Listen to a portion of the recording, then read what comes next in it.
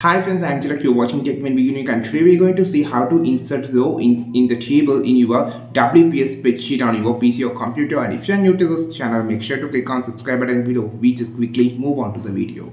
So how to insert row on your table in your WPS spreadsheet is just going to show in this video. For an example here, first of all, I just created a table with 3 into 3 into 3. Okay, so I just created a table in 3 into 3. So I just need to add more rows in this table. For an example, just need 3 rows, extra rows. So first of all, click on any cell of the table. Okay, so now right click on your mouse. You can see an option called insert here, and here you can just insert a table row above or below. You can just choose it.